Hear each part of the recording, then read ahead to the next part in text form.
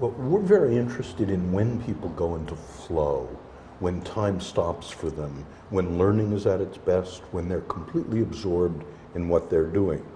And it turns out we know something about that. It's when people's highest strengths are just matched to the challenges that come their way. So if you want an effective school system in which kids are engaged, you first need to identify their highest strengths. And so there is a well-validated questionnaire for children and adults on what your highest strengths are.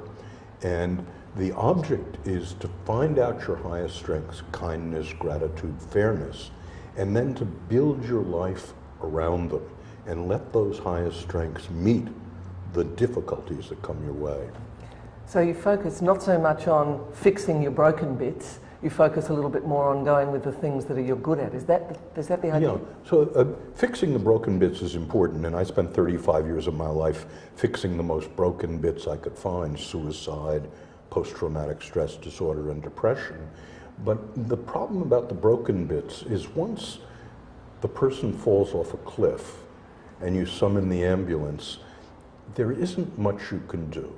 You've got minimal leeways once it's broken, but you have huge effects preventatively.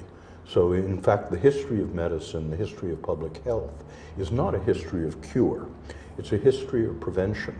So by applying the very same logic to the mental health of the children of South Australia, we certainly want to keep treating the kids who have been abused, who are in depression, who try suicide.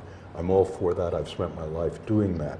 But in addition, we're likely to have much more leverage by arming kids in advance with the skills of resilience and positive psychology.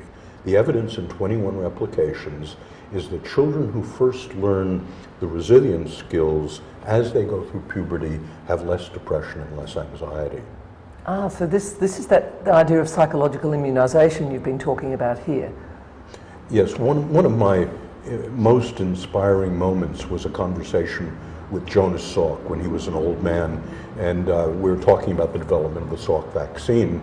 And I asked him what he would do now if he were a young person, and he said, well, he would do immunization again, but he'd do it psychologically rather than biologically. And indeed, that is very much the endeavor that now becomes possible for South Australia.